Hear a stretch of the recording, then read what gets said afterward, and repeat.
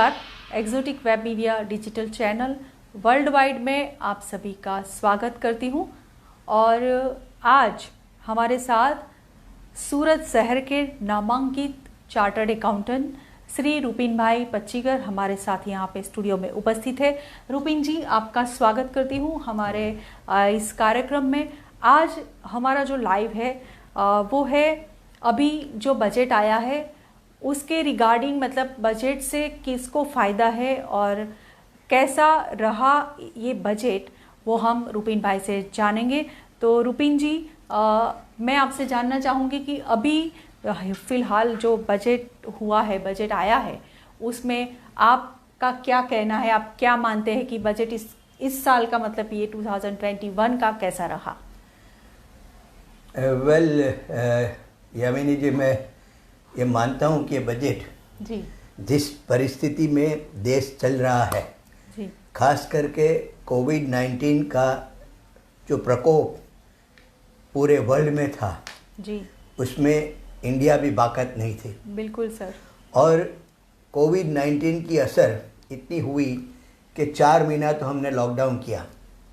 बिल्कुल। अभी 4 महीना कोई एक्टिविटी नहीं थी, कोई व्यापार नहीं चल रहा था, कोई उद्योग नहीं चल रहा था, कोई नौकरी पे नहीं जा रहा था।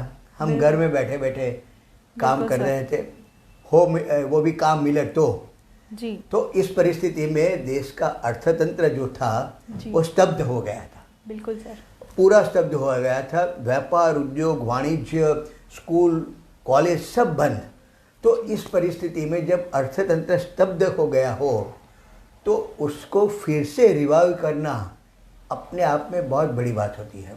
जी जी जी। हम अपनी एक गाड़ी 3 महीना गैरेज में रख दें जी और बाद में उसको चलाने की कोशिश करें जी, तो दिक्कत होती ही है। बिल्कुल सर, बिल्कुल sir. It is like this. या अर्थतंत्र जो है, अर्थतंत्र की गाड़ी पटरी से उतर गई थी। कोई व्यापार उद्योग नहीं था, लोगों को किस तरह से कमाना वो मालूम नहीं था, और नौकरी मिलेगी कि नहीं मिलेगी वो मालूम नहीं था। नौकरी चली गई थी कई लोगों की तो, और कई लोगों के पगार में कटौती हो गई थी जी। तो इस परिस्थिति में ये बजट को हमें मुलौनी उसकी करनी पड़ेगी। जी जी। मैं मानता हूँ कि ये बजट कोविड-19 के परिप्रेक्ष्य में हम देखें तो ये बहुत ही अच्छा बजट है जी। क्योंकि निर्मला जी ने जो प्रेजेंट किया है उसने सबसे बड़ी पहली बात ये की कि उन्होंने 800 मिलियन लोगों को खाना मुफ्त में दिया जी। कोरोना काल के दरमियान। आत्मनिर्भर भारत के लिए कोरोना काल में ही 27 लाख करोड़ जितने रकम उन्होंने देश में विविध क्षेत्र के लोगों को बांटी जी। चाहे वो लोन के तरीके से हो, चाहे वो ऐसे ही अनाज के तरीके से हो। जी। तो ये बहुत बड़ी बात है। और इसी कोरोना काल के दरमियान उन्होंने 5 मिनी बजट भी दिए। जी। ये तो रेगुलर बजट है। जी जी। उससे पहले 27 लाख करोड़ रुपया की मातबर रकम उन्होंने देश के अर्थतंत्र को आगे बढ़ाने के लिए, रिवाइव करने के लिए, बैठा करने के लिए दिया। वो सबसे बड़ी बात थी। जी जी जी। और एक बात भारत के लिए बहुत गर्व की बात है कि भारत ने 2 वैक्सीन दुनिया को दी और 3 वैक्सीन प्रोसेस में है। जी। तो भारत एक पहला देश है जिसकी वैक्सीन को वर्ल्ड वाइड एक्सेप्टेंस मिला है। बिल्कुल सर। अपनी वैक्सीन के का डिमांड 100 कंट्रीज में है। ऐसी कोई वैक्सीन नहीं है जिसकी डिमांड 100 कंट्री में हो। तो हमारे लिए सबसे बड़ी बात यह है कि भारत की वैक्सीन 100 कंट्री ने मांगी है, हम एक्सपोर्ट करने जा रहे हैं। अभी तो 2 बार हुई है, बाहर पड़ी है, लेकिन 3 बाकी है। तो भारत ने ये दिखा दिया दुनिया को कि हमारी जो ताकत है वो सिर्फ पॉपुलेशन बढ़ाने की नहीं है, हमारी ताकत साइंस में भी है। हम मून पर भी जा सकते हैं और हम वैक्सीन भी बना सकते हैं। और ये वैक्सीन बनाने की वजह से पूरे वर्ल्ड में अपने देश की इज्जत बहुत बड़ी है। और इसलिए मैं तो माननीय प्रधानमंत्री नरेंद्र भाई मोदी जी को बहुत बहुत बधाई देता हूँ कि उन्होंने ये अद्भुत कामगिरी करवा के रखी है। उन्हें इतना पर्सनल इंटरेस्ट दिया कि आप जानते हैं कि वैक्सीन की फैक्ट्री में खुद गए थे। जी। तो ये बड़ी बात होती है।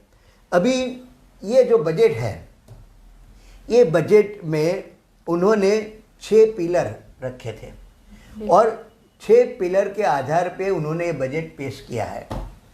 लेकिन इसमें सबसे बड़ा जो ध्येय है वो ध्येय अर्थतंत्र को फिर से खड़ा करने का है।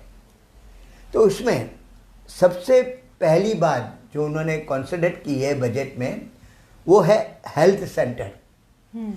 हेल्थ बजट इस बजट में लास्ट ईयर की कंपैरिजन में 137% बढ़ा है। बिल्कुल सर।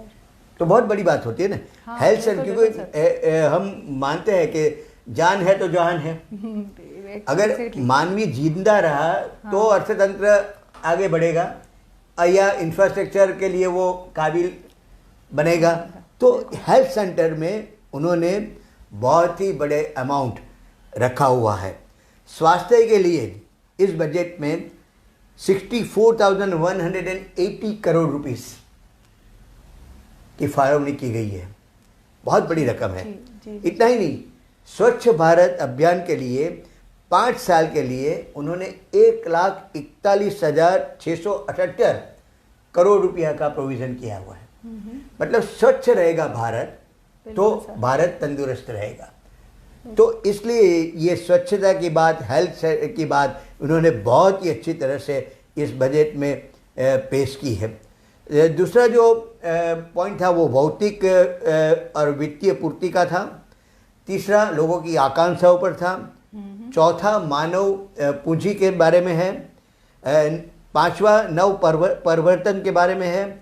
और छठा न्यूनतम सरकार maximum governance, minimum government maximum governance. ये जो बात है, ये 6 पिलर के ऊपर ये बजट यहाँ खड़ा हुआ है। वैक्सीन के लिए इस बजट में 35,000 करोड़ रुपीस उन्होंने रखा है जी। भारत सरकार बहुत कॉन्शियस है कि हमारे देश की व्यक्ति मरनी नहीं चाहिए, तो वैक्सीन सरकार देने वाली है। तो 35,000 करोड़ जैसी मातबर रकम उन्होंने वैक्सीन के लिए रखी हुई है। अब जहाँ पे ये बात है कि भाई उन्होंने जो पहले 27 लाख करोड़ रुपया जो कोरोना काल के दरमियान देश के लिए रखा, देश की प्रगति के लिए, तो वो जीडीपी का 13% था। वो बहुत बड़ी बात है। पूरे जीडीपी का 13% जितनी रकम उन्होंने इस कोरोना काल में अर्थतंत्र को खड़ा करने के लिए रखी है, वो सबसे बड़ी बात है जी सर। तो मैं मानता हूँ कि ये जो बजट है ना, ये बजट को हमें उस परिप्रेक्ष्य में देखना चाहिए कि हम एक पूरे अर्थतंत्र को फिर से जागरूक करने की कोशिश कर रहे हैं। बिल्कुल सर। तो उसी बेस पे मैं मानता हूँ कि बजट बहुत ही अच्छा है। मतलब हम ऐसा कह सकते हैं कि हमारे जो नाणा प्रधान निर्मला सीताराम जी ने जो 2021 का जो बजट दिया है वो लोगों के लिए फायदेमंद रहेगा, ऐसा हम कह सकते हैं। हाँ बिल्कुल, क्योंकि पैसा का मूवमेंट होगा जी। अर्थतंत्र का मतलब क्या होता है कि एक व्यक्ति काम करे, उसको पैसा मिले, वहाँ से वो पैसा से वो खरीदी करे तो व्यापारी कमाएगा, व्यापारी कमाएगा तो फिर से वो खरीदी करेगा। मतलब रूपी जो है जी वो घूमता रहना चाहिए। बिल्कुल बिल्कुल, इसी को अर्थतंत्र कहते हैं। तो ये movement of money is very important. तो मूवमेंट ऑफ मनी के लिए इस बजट में उन्होंने जिस तरह से पैसा लोगों के हाथ में पहुंचे, इस तरह का जो बजट के प्रोविज़न किए हुए हैं वो मैं मानता हूं कि काबिले तारीफ है जी। तो आगे चलते हैं और हम अभी जो बात कर रहे हैं वो है सूरत के नामांकित चार्टर्ड अकाउंटेंट रुपीन भाई पच्चीगर जिनसे हम आज बजट के बारे में बात करते हैं। बजट कैसा है, किस तरह का है और कैसा लोगों के लिए रहेगा। तो आगे चलते हैं रुपिन जी और हम बात करते हैं कि इस बजट में सूरत को क्या फायदा होगा। Well, it's a very good question, क्योंकि हर एक को ऐसा लगता है कि भाई हम सूरत में रहते हैं तो सूरत के लिए क्या है जी। स्वाभाविक है। तो मैं मानता हूँ कि सूरत के लिए बजट बहुत ही अच्छा है जी। Surat is a city of textile and Surat is a city of diamond.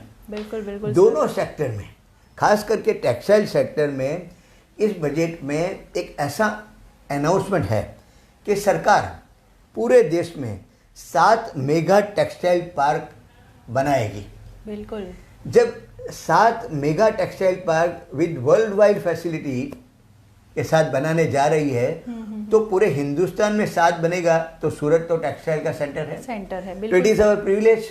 तो मैं मानता हूँ कि 7 में से एक तो जरूर सूरत के लिए आएगा। अरे जब वो आ गया, लेट अस होप सो, पर अभी अनाउंसमेंट नहीं हुआ है, लेकिन from inner of my heart I wish कि सूरत को मिलना चाहिए। It is our privilege. बिल्कुल सर, बिल्कुल। तो टेक्सटाइल सिटी है। टेक्सटाइल इतने सारे लोगों को काम देता है, सबसे ज़्यादा लेबर टेक्सटाइल में होते हैं। तो ये सब बातों को, क्योंकि अर्थतंत्र को वेगवंता बनाने के लिए ये सेक्टर ऐसा है जो छोटे छोटे आदमी को, वो जो छोटे लूम्स चलाते हैं, ये छोटे टेक्सटाइलिंग चलाते हैं, ये सब के लिए बहुत बड़ी बात है। तो मैं मानता हूँ कि अगर मेगा टेक्सटाइल पार्क होगा और वो सूरत में आएगा तो सूरत की रौनक बदलने वाली है। बिल्कुल बिल्कुल। क्योंकि एक अर्थतंत्र आगे बढ़ेगा, टेक्सटाइल वाला कमाएगा तो वो सोचेगा कि भाई बाहर से जो आया हुआ है उसको रहने के लिए मुझे घर चाहिए, तो वो रियल एस्टेट में भी काम लगेगा।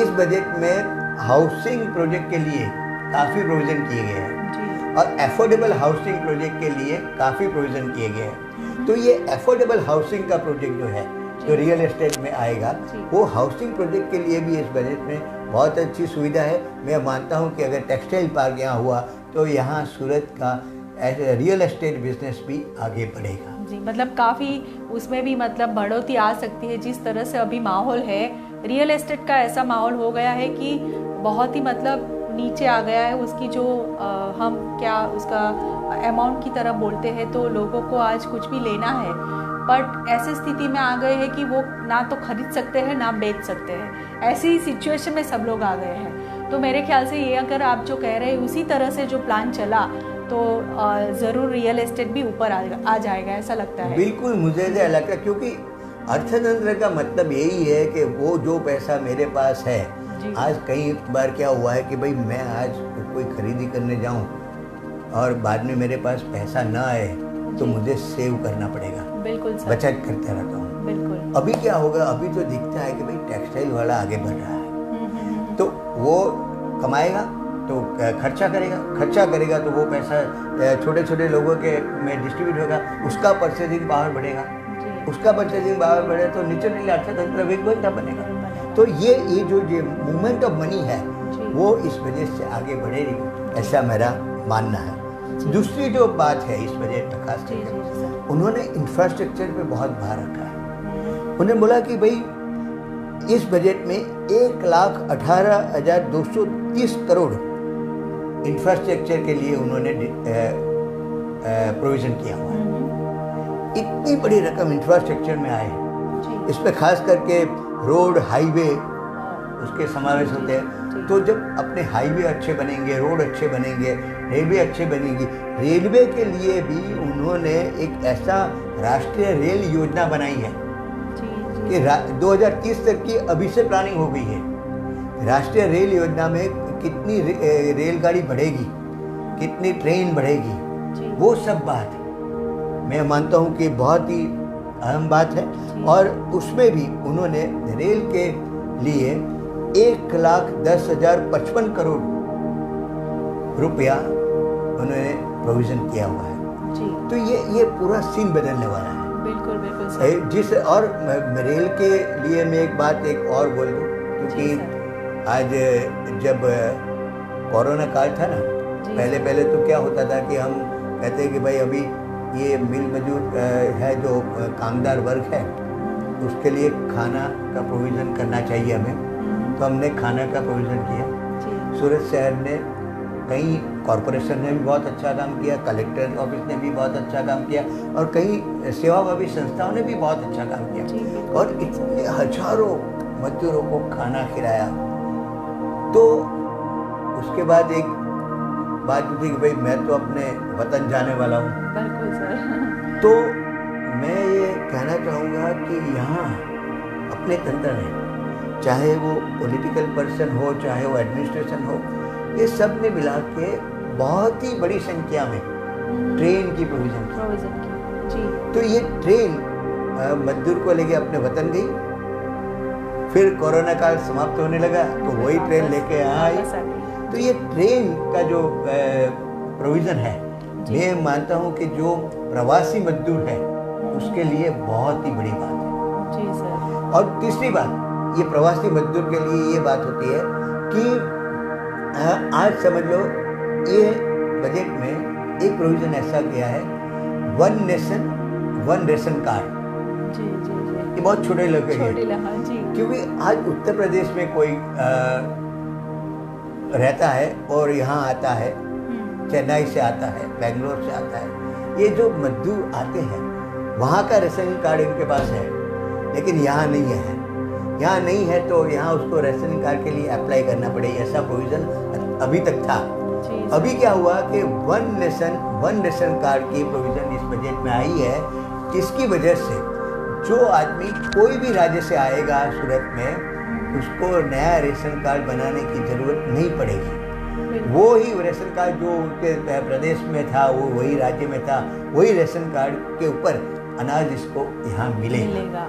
तो ये बहुत बड़ी बात है आम बिल्कुल बहुत आम जनता के लिए सबसे बड़ी बात ये है, क्योंकि यहाँ आके भी मतलब वहाँ वो उनको जो फायदे मिल रहे थे, वो जो भी वतन में जाएगा वहाँ उनको फायदा मिलेगा, यही होगा शायद। अनाज मिलेगा, राशन मिलेगा, तो ये सबसे बड़ी बात, क्योंकि लोगों की चिंता क्या रहती है कि भाई मुझे सस्ता अनाज मिलना चाहिए, रेशनिंग कार्ड पे मुझे अनाज मिले तो कम भाव में मिलेगा, मुझे बाजार से लेना पड़े तो मुझे ज़्यादा पैसा करना।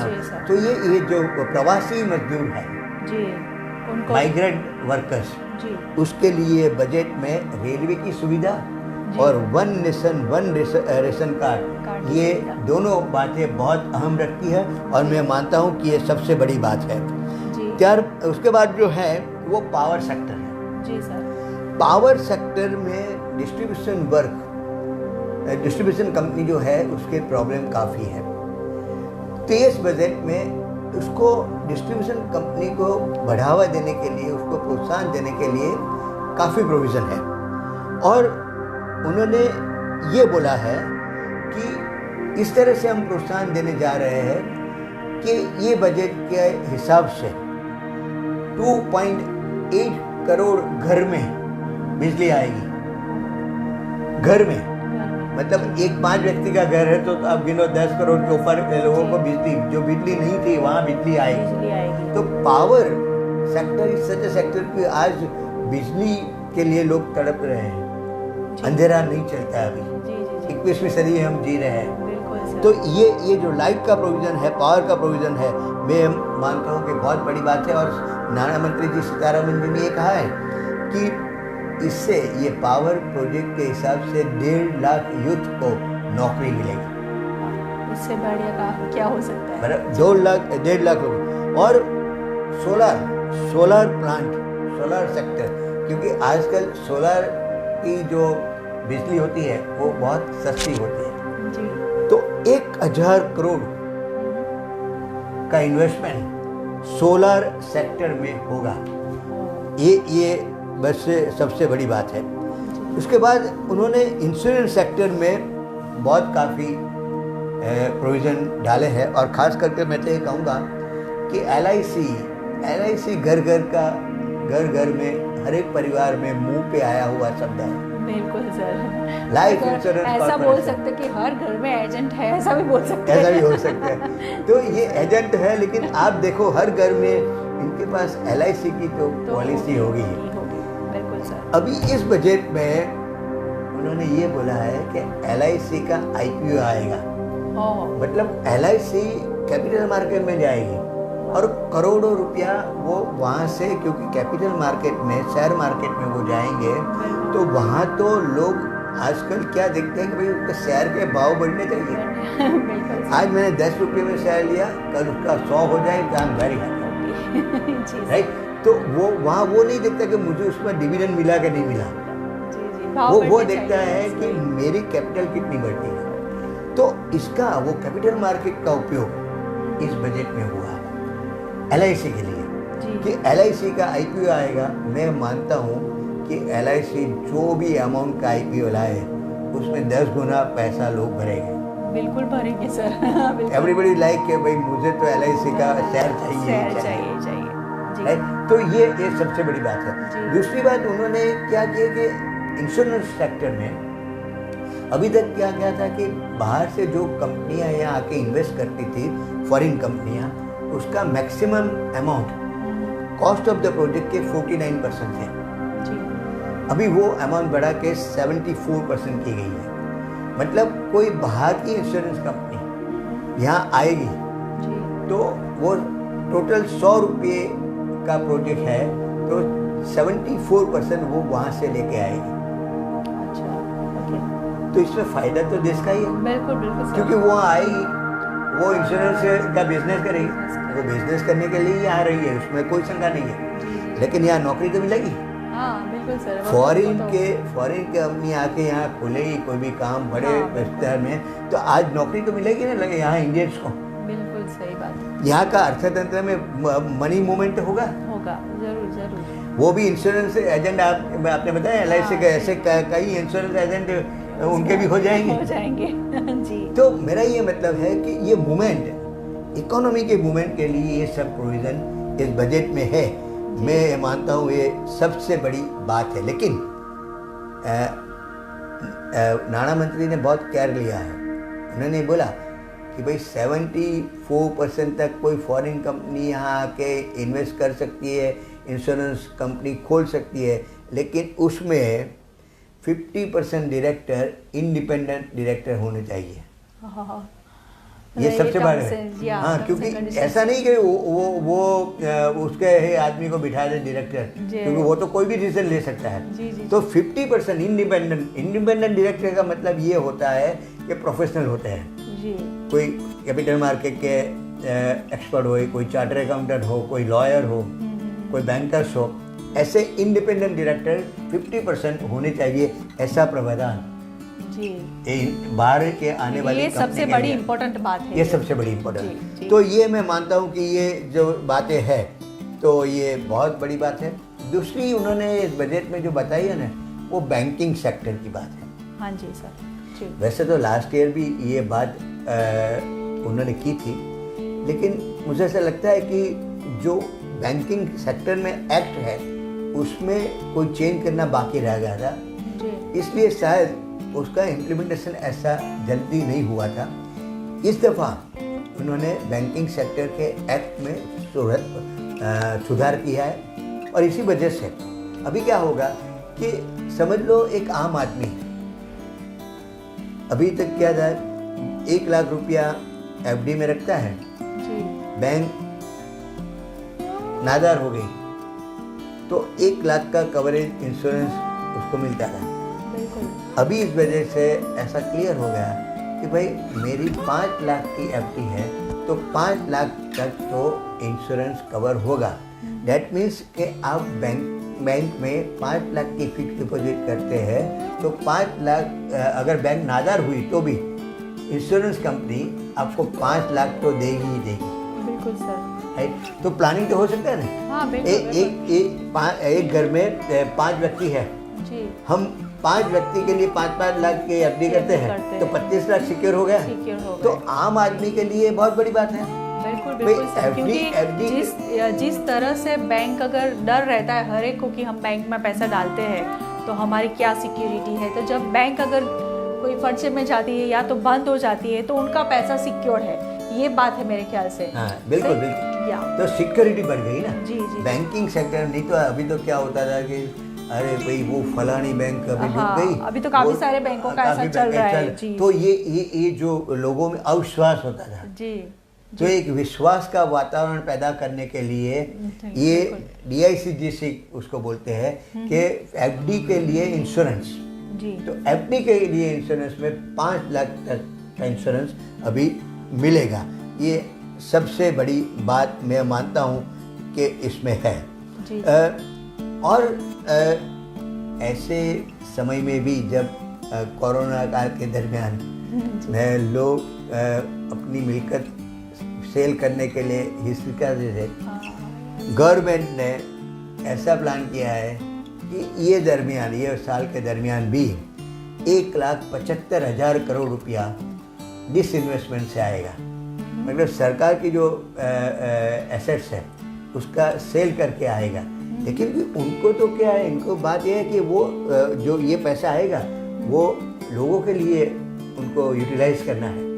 तो ये सबसे बड़ी बात है कि ऐसे काल में भी डिसइन्वेस्टमेंट करके 1,75,000 करोड़ जैसी रकम सरकार को मिलेगी जो लोगों के लिए काम लगेगी जी सर। दूसरी अभी जो बात है जो खास करके खेडूतों के लिए है। हाँ, अभी तो उनके मुद्दे ज़्यादा चल रहे हैं खेडूतों के लिए। लेकिन मैं मानता हूँ कि खेडूतों के लिए ये बजट बहुत ही अच्छा है। इसलिए वो भी सर बताइए आप किस तरह से अच्छा है, क्योंकि आज सभी जगह पे सिर्फ खेडूत और मतलब फार्मर की ही बात सब जगह पे चल रही है और सब लोगों को ऐसा है कि खेडूत मतलब कि फार्मर को कोई फ़ायदा नहीं हुआ है इस बजट से। तो ज़रूर सर आप बताइए कि इससे क्या फ़ायदा है। सबसे बड़ा फ़ायदा ये है कि उसकी MSP जो थी जी, वो जो मिलती थी इससे 1.5 करके 1.5 बढ़ा के MSP तय की गई है जी। तो उसको पैसा जो मिलता था इससे 1.5 गुना मिलने वाला है। क्योंकि अल्टीमेटली उनकी डिमांड क्या है कि भाई मुझे मेरा प्रोडक्ट पे माल मैं जब देता हूँ तो उसका पैसा मुझे अच्छी तरह से मिलना चाहिए। इसलिए वो मिनिमम सेल प्राइस की बात MSP की बात कर रहे हैं। तो ये MSP में जो उसको 100 रुपया मिलता था उसकी जगह अभी 150 रुपया मिलेगा, ऐसा प्रोविज़न यहाँ किया गया है। और इसकी वजह से मैं मानता हूँ कि खेडूतों की जो एक मूलभूत आशंका है कि भाई मेरा क्या होगा, ये वाइप ऑफ हो जाती है जी। दूसरी बात ये है कि 19-20 दरमियान कोरोना काल की बात कर रहा हूँ, उस दरमियान खेडूतों को विविध किसान योजनाओं के अंतर्गत 1,41,930 करोड़ खेडूतों को दिया गया है। हाँ। अभी सुनो कि इस देश में खेडूतों को 1,41,930 करोड़ कोरोना काल में सरकार ने दिया जी, विविध किसान योजना की तहत। तो इससे बड़ी बात क्या हो सकती है जी सर। और वो अमाउंट चालू साल में बढ़ा के 1,72,752 करोड़ खेडूतों को मिलने वाले हैं। तो मतलब इतने सारे अमाउंट खेडूतों को विविध योजना के अंतर्गत मिलने वाले हैं। तो मैं मानता हूँ कि सरकार खेडूतों के बारे में बहुत संवेदनशील है। सरकार चाहती है कि खेडूत आगे बढ़े और माननीय प्रधानमंत्री तो काफ़ी बार बोल चुके हैं कि उसकी आय दोगुनी हो जाएगी बाय द एंड ऑफ 2024। तो वो होने वाली है 110%, क्योंकि इनके बजट के प्रोविजन ही ऐसे हैं। इतना पैसा तो किसी सेक्टर ने नहीं दिया जितना खेडूतों को दिया हुआ है जी। क्योंकि अपना पूरा बजट समझ लो कि 2-2.5-3 करोड़ लाख करोड़ का होता है, इसमें से 1,72,752 सिर्फ खेडूतों को दिया है। तो इससे ज़्यादा क्या हो सकता है। तो मैं मानता हूँ कि ये सरकार ने खेडूतों को बहुत ही ध्यान में रखते हैं ये प्रोविजन किए हुए हैं। वो चाहते हैं कि खेडूत समृद्ध हो, वो चाहते हैं कि खेडूत को जो प्रोडक्ट है अनाज या कोई फूड जो भी है उसका उसको दाम मिले, अच्छा दाम मिले। मैं ये मानता हूँ कि काम समृद्ध होंगे उतना ही देश समृद्ध होगा।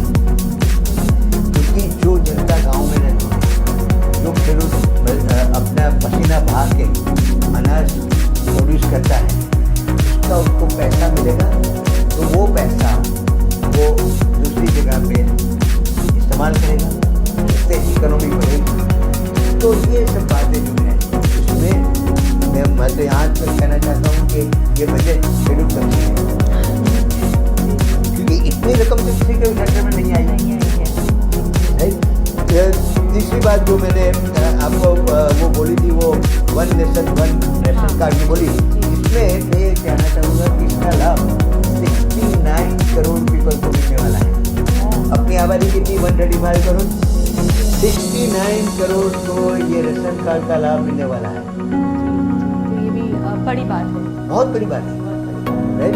तो और उसका सबसे बड़ा लाभ तो मैं मानता हूँ कि सूरत को ही मिलने वाला है, क्योंकि सूरत में काफ़ी फ्लोटिंग पॉपुलेशन है।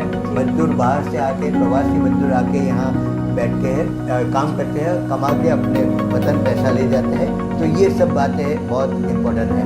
और सूरत की बस्ती आप टोटल देखो ना, उसमें 1/3 तो प्रवासी मजदूर की है। जी, और बढ़ती जा रही है। अभी भी लोग बाहर से आके यहाँ पे स्थायी हो रहे हैं। हाँ। ऐसा भी अभी हो रहा है। हाँ। काफ़ी लोग आ रहे हैं बाहर से। बिल्कुल सही बात है।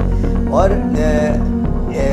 एक बहुत अहम बात जो एजुकेशन सेक्टर के लिए है, वो मैं आपको कहना चाहूँगा कि इस बजट में 100 सैनिक स्कूल बनाने का प्रावधान है। मैं मानता हूँ कि डिफेंस सेक्टर में देश बहुत आगे बढ़ रहा है। आज देखो, शस्त्र का उत्पादन हमने चालू कर दिया। मैं तो ये मानता हूँ 2022-23 में तो हमारे शस्त्र एक्सपोर्ट हो गए। मतलब अभी तक क्या हुआ था कि हम लोगों से ले रहे थे, अभी ये होने वाला है कि अपना हम लोगों को देंगे, हम वो लेंगे। और यहाँ तो क्या, अपना तो सूरत में तो LNT जो है वही शस्त्र बनाती है, तोप बनाती है। ऐसे तो कई मैन्युफैक्चरिंग पर्सन होगी, तो उसका इस्तेमाल करने के लिए सैनिक भी चाहिए, ट्रेन सैनिक चाहिए।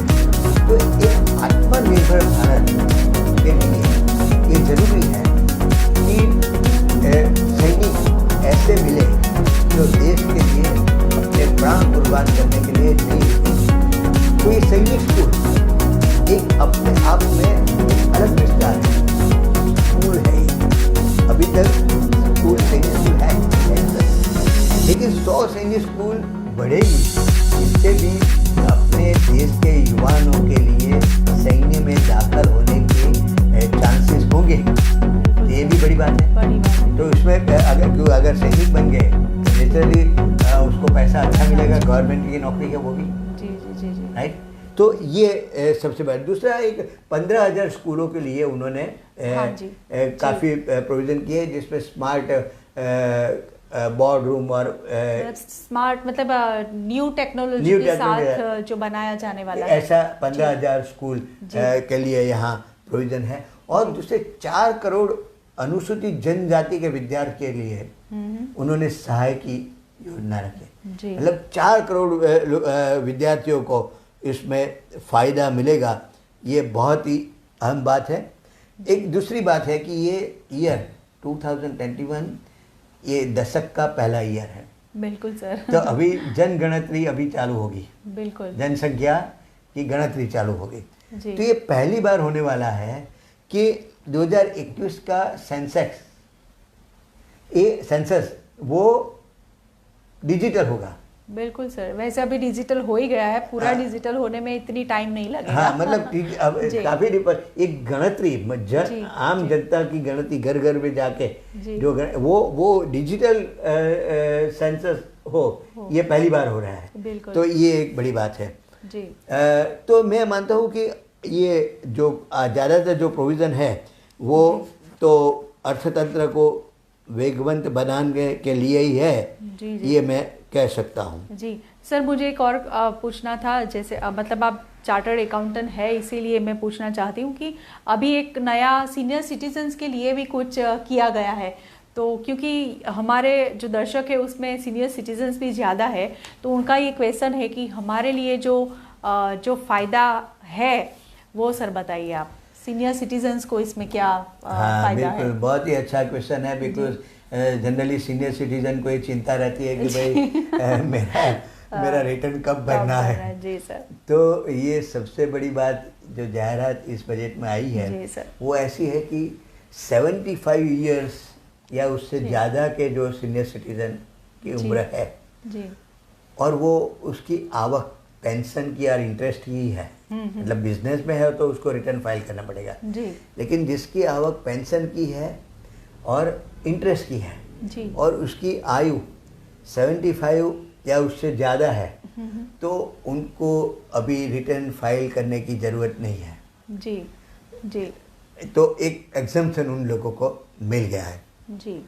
ये बजट में उन्होंने बताया कि भाई आज तक जो हमारे एसएससी थे इनकम टैक्स के, जी। मैं मानता हूँ कि जहाँ तक मोदी साहब नहीं थे वहाँ तक income tax return filer 1 crore, 1.25 crore, 1.5 crore से ज़्यादा नहीं थे। आज निर्मला सीतारमण जी ने अनाउंस किया है कि लास्ट ईयर इस देश में 6.48 करोड़ लोगों ने रिटर्न फाइल किया है। 5-6 गुना 10 गुना ज़्यादा हो तो ये एक अपने आप में कॉम्प्लायंस भी बहुत बड़ी बात होती है ना।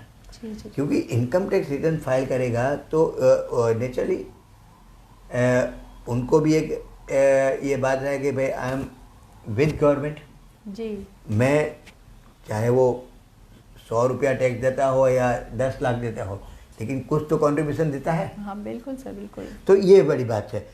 दूसरा जो है, तो इनकम टैक्स के बारे में अब बात निकली है तो मैं थोड़ी एक इनकम टैक्स की बात कर लूँ। हाँ जी बिल्कुल सर। वैसे इनकम टैक्स में कोई टैक्स में चेंज नहीं हुआ है, स्लैब में कोई चेंज नहीं हुआ है, लेकिन एक बात क्लियर है कि आज भी 5 लाख तक की जो आवक है उसमें उनको टैक्स भरना नहीं है। वो ऐसा प्रोविज़न है क्योंकि उनको कहीं ना कहीं ज़्यादा रिबेट मिल जाती है जी। लेकिन अभी तक ऐसा था कि भाई इनकम टैक्स का रिटर्न फाइल करने के बाद 6 साल तक उसके गले पे तलवार लटकती थी कि मेरा असेसमेंट हो गया, फिर भी वो रीओपन कर सकते थे जी।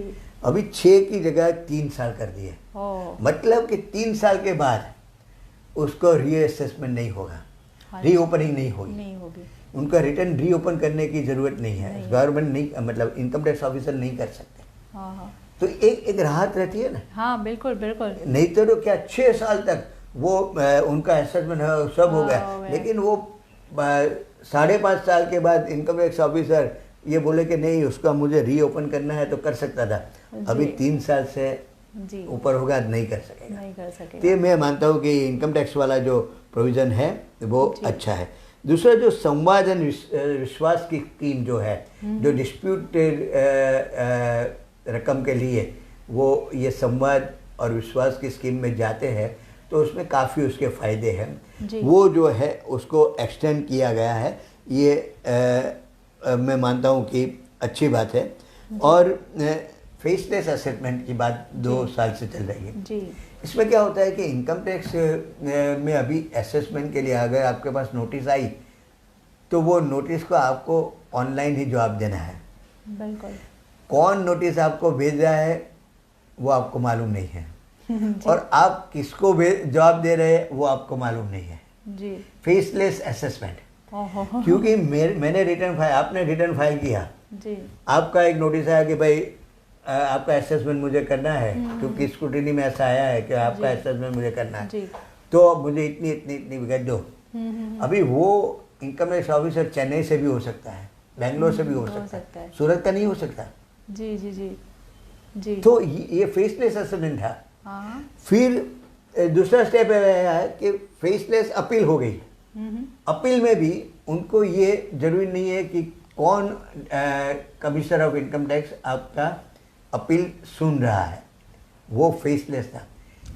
इसमें एक तीसरा प्रोविजन आया, वो फेसलेस ट्रिब्यूनल की बात आई। दैट मीन्स कि अभी ट्रिब्यूनल में भी आप जाएंगे तो आपको पता नहीं चलेगा कि कौन जज साहब है जो आपको प्रश्न पूछ रहा है। वो क्वेश्चन करेगा ऑनलाइन, आपको ऑनलाइन जवाब देना है। एट दी मोस्ट कोई ऐसी पॉइंट हो तो वीडियो कॉन्फ्रेंस से बात कर सकता है, लेकिन आपको अभी अहमदाबाद जाने की जरूरत नहीं है। ट्रिब्यूनल यहाँ भी ट्रिब्यूनल है, लेकिन आज तक तो हम अहमदाबाद ज़्यादा जा रहे थे तो यहाँ भी ट्रिब्यूनल है। तो मेरा ये कहना है कि उसके सामने जाने की जरूरत, फेसलेस ट्रिब्यूनल आएगा। तो ये इनकम टैक्स का प्रोविज़न जो है वो बहुत ही अच्छी बात है। तो इनकम टैक्स में तो मैं मानता हूँ। फिर एक छोटी सा पॉइंट है डिविडेंड के बारे में। वो last year dividend distribute tax उन्होंने हटा दिया, लेकिन जो एसएससी है जिसको डिविडेंड मिलता है उसके हाथ में वो टैक्सेबल है। लेकिन कई बार क्या होता था कि भाई उसको डिविडेंड मिला नहीं, अनाउंस हुआ तो एडवांस टैक्स के लिए वो अमाउंट एडवांस टैक्स की गणतरी में लेके कई लोगों को पेनल्टी की गई तो इसलिए क्लैरिफिकेशन हुआ है कि अब एक्चुअल डिविडेंड आपके खाते में जमा होगा तभी वो टैक्सेबल होगा। अच्छा, वहाँ तक मतलब एडवांस टैक्स के लिए उसकी गणतरी नहीं की जाएगी। तो मैं मानता हूँ कि ये जो बात है। तीसरी एक बात टैक्स ऑडिट के लिए जी, लास्ट ईयर उन्होंने टैक्स ऑडिट की लिमिट बढ़ा के 5 करोड़ की थी। वो 5 करोड़ से बढ़ा के इस साल 10 करोड़ कर दी है। मतलब 10 करोड़ का टर्नओवर हो उसको टैक्स ऑडिट करवाने की ज़रूरत नहीं है। लेकिन एक प्रोविज़ो है कि उनका 95% पेमेंट डिजिटली होना चाहिए, इलेक्ट्रॉनिक, तो उसको ये लाभ मिलेगा। क्योंकि आप डिजिटल नहीं पेमेंट करते तो आपको नेचुरली ये फायदा नहीं होगा, तो ऑडिट करवाना पड़ेगा। राइट। सो ये जो है तो ये सबसे बड़ी बात है। तो मैं मानता हूँ कि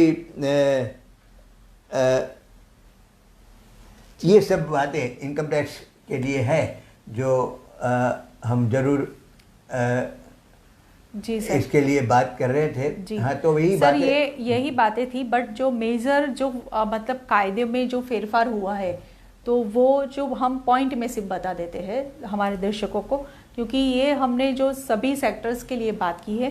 बट जो भी बात हमारी चल रही है कि आवक मेरा का जो कायदा है उसमें जो नए फेरफार हुए हैं उसकी शॉर्ट ब्रीफ हम 5 पॉइंट में दे देते हैं। हाँ, तो मैंने ये जो बताया ना तो वही पॉइंट है, इससे ज़्यादा नहीं है। क्योंकि इनकम टैक्स में एक बात है कि लोगों को अपेक्षा थी कि भाई जो 2.5 लाख की लिमिट है वो बढ़ा के 5 लाख को नहीं हुई है। हाँ जी। बट लेकिन 5 लाख तक आपको टैक्स नहीं भरना है, वो तो चालू ही है। जी जी। उसके जो बाद मिलते थे वो रकम तो आपको बाद मिलने वाली है रिबेट की तरह से जी। बाकी इनकम टैक्स में कोई फेरफार नहीं। मैंने जो आपको बताया है वही फेरफार है। 75 ईयर ओल्ड पर्सन को, सीनियर सिटीजन को रिटर्न फाइल नहीं करना है। वो टर्नओवर की लिमिट 5 करोड़ से 10 करोड़ हो चुकी है। प्रोवाइडेड 95% इस payment is made through digital faceless tribunal की मैंने आपको बात की।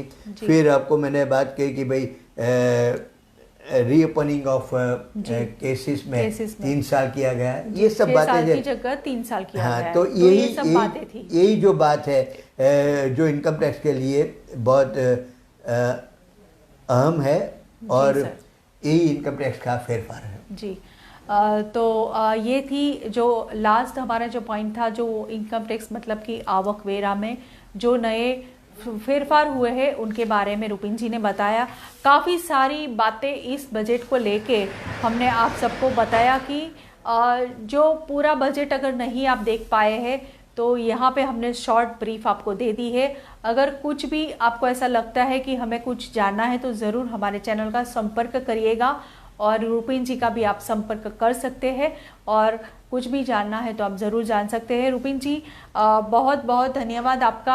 आपने बहुत ही अच्छी तरह से आज बजट के लिए हमारे दर्शकों को बताया है। और लास्ट में हमारे दर्शकों को आप क्या कहना चाहेंगे? जी, मैं ना कहना चाहूँगा कि अभी हमें फिर से उठना है। बिल्कुल सर। प्रधानमंत्री जी ने आत्मनिर्भर भारत की बात की है। आत्मनिर्भर भारत का जो डेफिनेशन है वो ऐसा नहीं है कि हम फॉरेन से अलुप्त हो जाएंगे, ऐसा नहीं है जी। प्रधानमंत्री जी ये कह रहे हैं कि हम आत्मनिर्भर बने। एक उदाहरण मैं आपको दूंगा कि मोबाइल का प्रोडक्शन ज़्यादातर बाहर हो रहा था। अभी मोबाइल का प्रोडक्शन इंडिया में भी बढ़ रहा है जी। लेकिन उसके जो स्पेयर पार्ट है ना आज भी बाहर से आ रहे हैं जी सर। तो हम ये चाहते हैं कि उनके स्पेयर पार्ट भी इंडिया में बने, हमारे इंडिया में बने। तो रॉ मटेरियल से लेके फिनिश प्रोडक्ट तक हम आत्मनिर्भर बने जी। तो मैं मानता हूँ कि ये देश आगे बढ़ेगा क्योंकि हम अपना प्रोडक्ट अच्छा बनाएंगे, अपना प्रोडक्ट इंटरनेशनल लेवल का बनाएंगे तो अपने लोग तो खरीदेंगे, लेकिन उसके साथ साथ फॉरेनर्स भी इंडिया की तरफ देखेगा। तो मैं मानता हूँ कि ये अपनी फ़र्ज़ है कि हम इस देश को आगे बढ़ाने के लिए आत्मनिर्भर बने, ज़्यादातर इंडियन प्रोडक्ट्स की खरीदी की जाए और इंडियन प्रोडक्ट्स को प्रमोट करने की कोशिश की जाए, तो अपना इंडिया आगे बढ़ेगा। अपना भारत का एक नागरिक जिन्होंने कड़ी मेहनत से जो अपना इंडस्ट्री चालू किया है, उद्योग चालू किया है, व्यापार चालू किया है, उसमें आप सहयोगी बने, तब भी भारत महान बन सकता है। तो मैं मानता हूँ कि सबसे बड़ी बात ये बजट में जो अहम है वो ये है कि ये पूरा बजट भारत को आत्मनिर्भर बनाने के लिए आगे बढ़ा है, हम उसका सहयोग करें। बिल्कुल सर। तो फिर से आप सबसे मैं कहना चाहूँगी, आज हमारे साथ थे स्पेशल बजट की जो मतलब एनालिसिस, जो बजट का ब्रीफ देने के लिए हमारे साथ थे सूरत के नामांकित चार्टर्ड अकाउंटेंट रुपीन पच्चीगर जी। रुपीन जी, फिर से आपका धन्यवाद करती हूँ और ऐसे ही हमारे साथ और कार्यक्रम में आप ज़रूर उपस्थित रहेंगे और मिलते हैं फिर। हमारे चैनल देखने के लिए आप हमारे फेसबुक पेज को लाइक कीजिएगा, यूट्यूब चैनल सब्सक्राइब करिए, वेबसाइट भी विजिट करिएगा। पूरा ये कार्यक्रम अगर आप यहाँ पे पूरा नहीं देख पाए हैं तो ज़रूर आप यूट्यूब और वेबसाइट पे भी वापस देख सकते हैं। तो नमस्कार एंड फिर मिलते हैं वापस, तब तक के लिए धन्यवाद।